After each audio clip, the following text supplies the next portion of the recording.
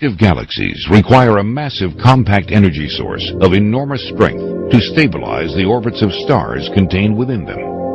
The engine, which drives the direction of rotation and shape of each galaxy, consists of what astrophysicists refer to as a supermassive black hole, located in the direct center.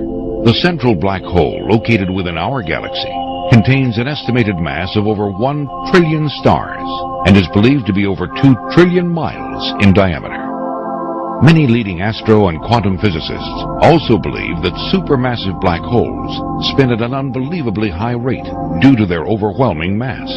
At this high rate of spin, the black hole's projected gravitational field is no longer spherical, but rather flattens out to form a massive yet extremely thin spinning disk.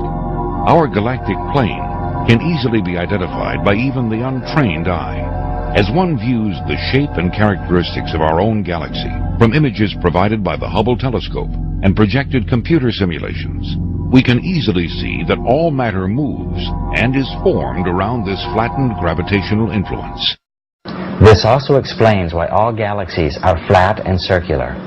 If you look at our own galaxy, there exists a dark band which shows you where this gravitational plane is located, where galactic dust and mass has been collecting since the birth of the galaxy. This is where we can easily see the location of the galactic plane, which is what modern science refers to as the galactic equinox. But what does this have to do with humanity's future? In the Milky Way, which is an active galaxy, our solar system cyclically moves above and below this galactic plane. As stars and planetary systems, including our own, approach this galactic plane, the gravitational influence increases, which disturbs the stability of each planet, including Earth. The passage through the densest portion of the gravitational plane is the direct cause of the devastating cycles and pole shifts that we see recorded throughout Earth's history. This cyclic nature of our solar system as we move through the Milky Way is precisely how many ancient civilizations based their calendar systems. The Mayans themselves describe what they refer to as the Dark Rift, or the galactic plane, in ways eerily similar to those of modern scientists and physicists. The Mayans state that the end of each age, which brings about worldwide devastation, is defined by the world sitting on the Dark Rift. Even though the Mayans don't clearly present the science behind why the galactic plane causes severe implications upon Earth's stability in modern terminology, it is very clear that we are talking about the same event, an event where the Earth passes through the galactic equinox, the Dark Rift, or the central plane. It all refers to the cyclic and destructive gravitational influence created by the supermassive black hole at the center of the Milky Way. Researchers and scientists agree that we are indeed approaching the end of what the Mayans define as the current age.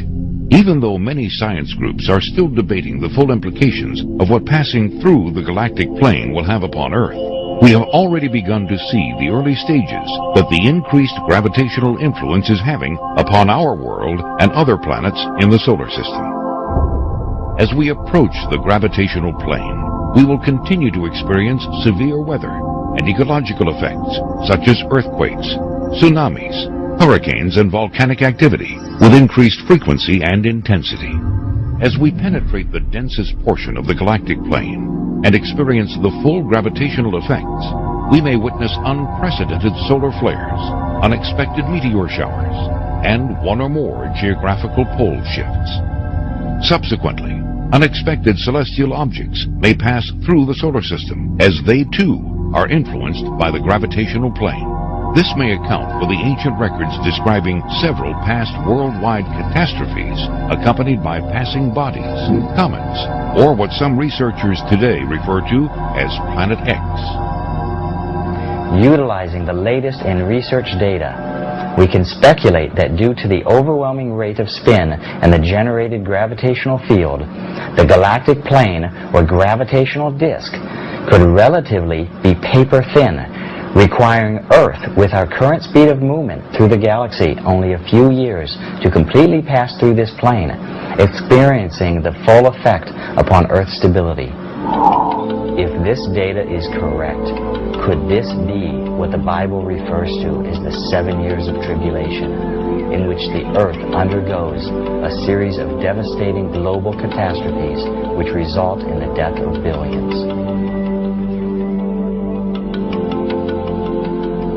Well, one thing is for sure.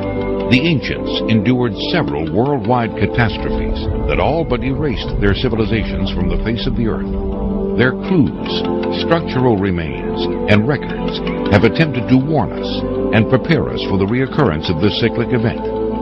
Warnings that so far humanity has ignored. Though modern researchers have a general time frame, we are still unable to pinpoint the exact year in which we will begin passing through the galactic plane. So even though the telltale signs are already evident throughout our world, how can it be known for sure when you should be bracing for tomorrow? Have the potential to cut off power and seriously disrupt the many sources of technology that we've become to depend on. For more on the potential danger and what can be done to prepare, I spoke a brief time ago with Michio Kaku. He's the author of Physics of the Impossible. Professor Kaku, thanks for coming on the program again. Should we be scared of the sun? Yes, every 11 years the sun throws a temper tantrum and unleashes a solar tsunami throughout outer space. In a worst-case scenario, I repeat, worst-case scenario, property damage could be over $1 trillion, power could be wiped out through most of the continents of the world, billions of dollars in property damage throughout many cities, and there could be food riots, collapse of what we call Western civilization. Hang on a minute, hang on, Professor. Are you really trying to scare us here? I mean, is this seriously a possibility? That's right. NASA and the scientists in this country are taking this very seriously. You see, we are very young in the space age, and every 11 years the sun flips the North Pole and the South Pole, releasing a burst of solar energy. So far, we've dodged the bullet, but we're very young in the space age. In 1859, all hell broke loose when we had telegraph wires. Telegraph wires were pretty much wiped out because of this gigantic solar storm 150 years ago. If something like that were to happen again, when we have hundreds of satellites, tremendous power grids around the world, it could cause untold havoc. And again, that's a worst-case scenario. We expect that in the year 2012, there could be more solar activity because that coincides with the next sunspot cycle. Yeah. Chances are nothing will happen, but we have to be prepared for a solar tsunami. Oh my goodness. Well, I'll start tonight, quite frankly. Is there anything we can do about this other than drinking ourselves into a stupor? NASA scientists have laid out many things we can do. First of all, we should start to have backup systems, and our power grid should be reinforced to handle outages from outer space. In 1989, power in Canada was partially disrupted because of a solar storm that took place. Our satellites have to be reinforced, and we have to make sure that our communications network especially remain intact in case of a worst-case scenario. Now, the lesson of Katrina, for example, was that the inevitable inevitably happens. And we were unprepared for Katrina, though we knew it could happen. Now, NASA is aware of the fact. Reports are now being issued by many scientists saying that it's good to be prudent in case at some point in the future a worst-case scenario happens, like in 1859. We are well into the space age now, and now is the time to reinforce our satellites and power grid. Okay, well, we'll have to end it there, but solar tsunamis is definitely something else for President Obama's in-tray. Thank you very much. The end of life as we know it. NASA did a study, and its findings are now out. We're not talking about global warming, a brand new government study on the very real destructive threat of solar storms. Check it out, the surface of the sun, a roiling mass of plasma and charged high-energy particles. As we move to the launch pad, we can show exactly what we mean, escaping the surface of the sun and traveling through space to areas down here on Earth. Now, this giant fireball, if that ball hit the Earth and its magnetic shield, it would be devastating. I want to show you New York City at night. Times Square, drove through here at 8 o'clock last night. Streets are empty, but the electric power grid would be wiped out by the current.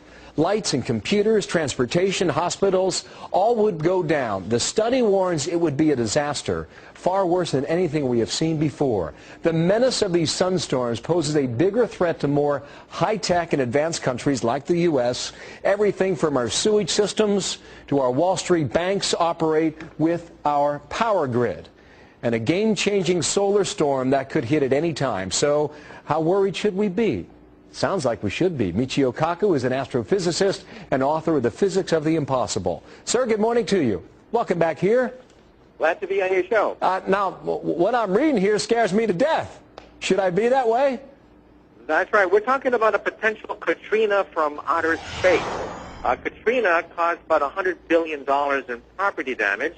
And unless we begin to make efforts now to reinforce our satellites and power grid, we could have something maybe 10 times bigger than Katrina, because we're talking about the loss of all electricity and all satellite activity. We'd be thrown 100 years back into the past. Michio, has this happened before? In 1859, we had a humongous storm that wiped out telegraph poles, and we tried to then estimate what kind of power could do that. And we now realize that we are very young in the space age. If something like the 1859 storm hit again, it would literally paralyze all the United States, not just for a day or an hour, but for months to years. Transformers would short circuit and burn out. Satellites would be fried to a crisp. And the sun, however, has these storms every 11 years. Every 11 years, the magnetic field flips. But in 2012, we do expect perhaps another big one. Well, we have never before in our history, in human history for that matter, relied so much on technology as we do today. And that's part of what they found in the study, because we rely so much on our ability to communicate through our computers that they would all go down, which would handicap not just New York, but really the eastern half of the United States. That's what the study finds, which would be far worse than the blackout of New York from 4 years ago, Michio. That's right. Those blackouts only last for a few hours to a day. But if you start to short-circuit all the transformers and blow out the satellites and fry the communications grid, then you're talking about knocking out the United States for months before we can get enough rescue crews and repairmen to handle not just one city, but hundreds of cities around the United States. You know, Michio, sometimes you come on here and you sound like the doctor of doom and gloom. Does something like this keep you up at night?